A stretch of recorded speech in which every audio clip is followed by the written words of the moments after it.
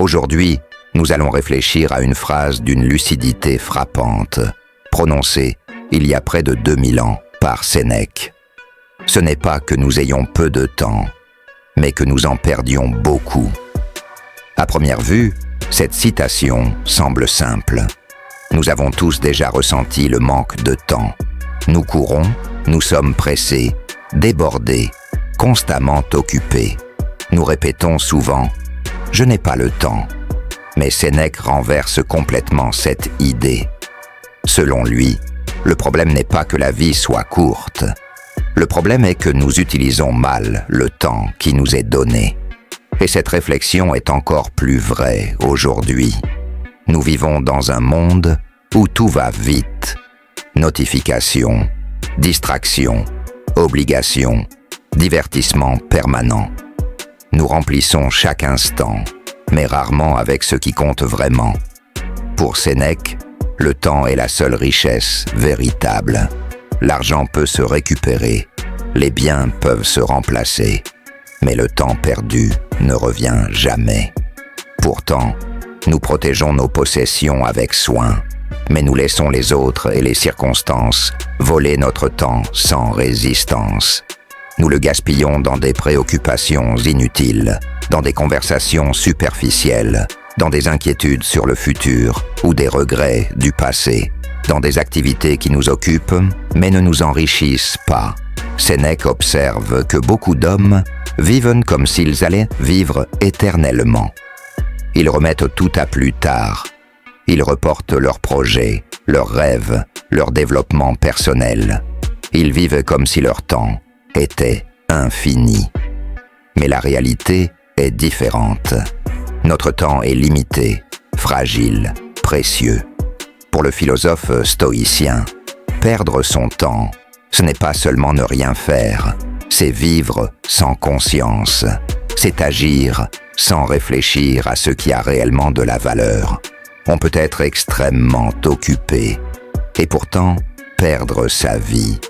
Cette idée est essentielle, car l'activité n'est pas la même chose que le sens. L'agitation n'est pas la même chose que le progrès. Beaucoup passent leur vie à poursuivre des choses qu'ils ne désirent même pas vraiment. Le statut social, la reconnaissance, l'accumulation de biens. Ils suivent le mouvement du monde sans jamais s'arrêter pour se demander pourquoi. Pour Sénèque, vivre pleinement signifie reprendre possession de son temps. Cela implique de choisir consciemment comment nous vivons chaque journée. Il ne s'agit pas de supprimer toute distraction ou tout plaisir. Il s'agit de ne plus vivre mécaniquement, d'être présent à ce que nous faisons, de consacrer notre temps à ce qui nous fait réellement grandir. Cela peut être apprendre, réfléchir, créer, aimer, comprendre, se transformer. Le temps bien utilisé devient alors une source de richesse intérieure. Chaque moment devient une opportunité de progrès. Mais pourquoi est-il si difficile de protéger notre temps? Parce que cela demande du courage. Dire non aux distractions, dire non aux pressions extérieures, dire non à certaines attentes sociales. Cela demande aussi de reconnaître que notre existence a une fin, et cette pensée dérange. Beaucoup préfèrent se distraire plutôt que d'affronter la réalité du temps qui passe. Ils remplissent leur vie pour éviter de penser à sa fragilité. Mais pour Sénèque, accepter la finitude de la vie n'est pas une source de peur, c'est une source de liberté. Car lorsque nous comprenons que notre temps est limité, chaque instant devient précieux, chaque choix devient important. Nous cessons de vivre au hasard. La véritable tragédie, selon Sénèque, n'est pas de mourir tôt, c'est de commencer à vivre trop tard. C'est réaliser un jour que l'on a laissé passer sa vie dans des choses sans importance, que l'on a perdu son temps sans même s'en rendre compte.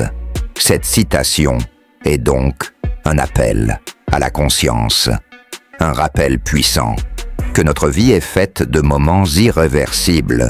Chaque heure perdue est une partie de notre existence qui disparaît. Chaque jour vécu sans intention est un jour qui ne reviendra jamais. Mais ce message n'est pas pessimiste.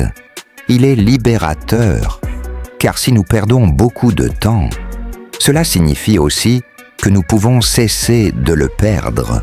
Nous pouvons décider de vivre autrement, de choisir nos priorités, de diriger notre attention vers ce qui a du sens.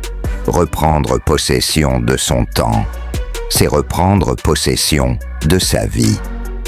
Sénèque nous invite donc à nous poser une question essentielle. Comment utilisons-nous le temps qui nous est donné? Sommes-nous simplement occupés? Ou sommes-nous réellement en train de vivre? Car au fond, cette citation nous rappelle une vérité simple mais exigeante. La qualité de notre vie dépend de la manière dont nous utilisons notre temps. Et peut-être que la vraie question n'est pas « Combien de temps avons-nous ?» mais plutôt « Que faisons-nous du temps que nous avons ?»